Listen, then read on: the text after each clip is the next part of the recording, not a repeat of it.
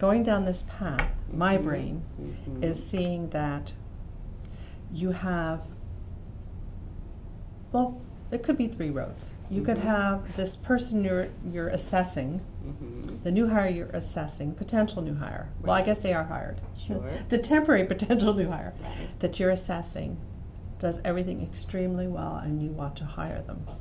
There's someone you're not sure about, so they just Mhm. sort of sit there in the middle. And then there's someone that you know right away, but I don't know how right away is right away. Mhm. I mean, you could be fair about that assessment. Mhm.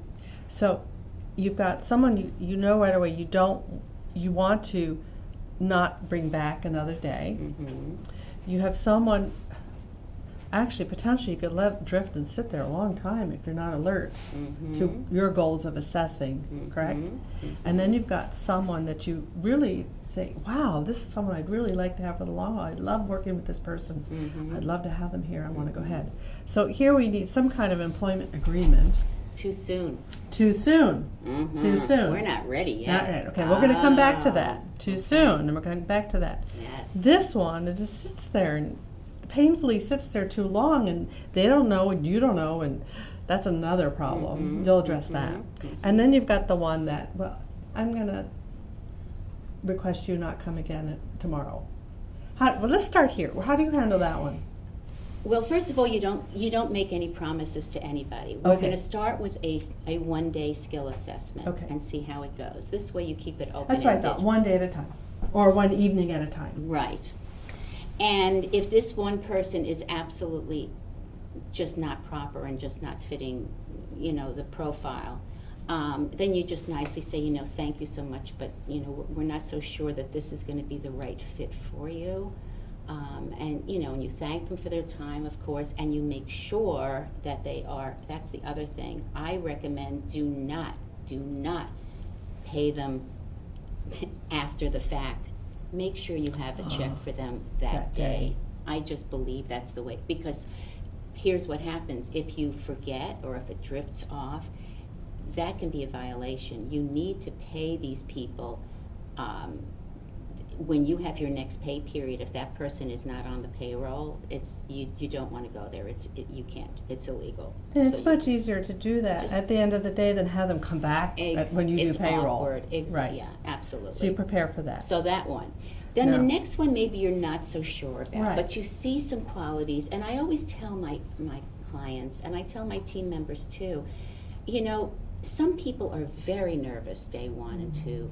It's a tough call, especially, and we'll get back to this later too when I talk about behavioral styles, especially clinical people. Clinical people can be a little timid. And so you may not see the true person that first day. But if you see that they have the skills, but just maybe their verbal skills are slightly off, I might say it's worth having them back for another day. Now, if the one winner, the one that just, blew everybody's socks off, is a no-brainer, we love her, the next step is to have her and the team, without the doctor, either go out for coffee, lunch, and the rule for me is, okay, everybody, including the gal, we say, we're not talking shop. We're not talking business. This is just a friendly getting to know you. Because that is an opportunity to see this person with, in their true light. Right. There's nothing that's holding them in. You will see the true person, and you'll hear a lot. And it's very interesting, especially with females. Females, they just go, wah, and you want to hear that. And I've been asked, what are the things we don't want to hear? And that's an interesting question. Sometimes you don't know for sure, but I know that there are certain things, for example, do you guys all get along? Do you all like each other? I have found the people that ask that question are typically the ones that like to stir the pot. They're just not easy to get along. It can happen. But that informal meeting is really, really important. Now, granted, you have to stop sometime. You can't keep going on and on, So eventually you have to just make the shift and get ready to go.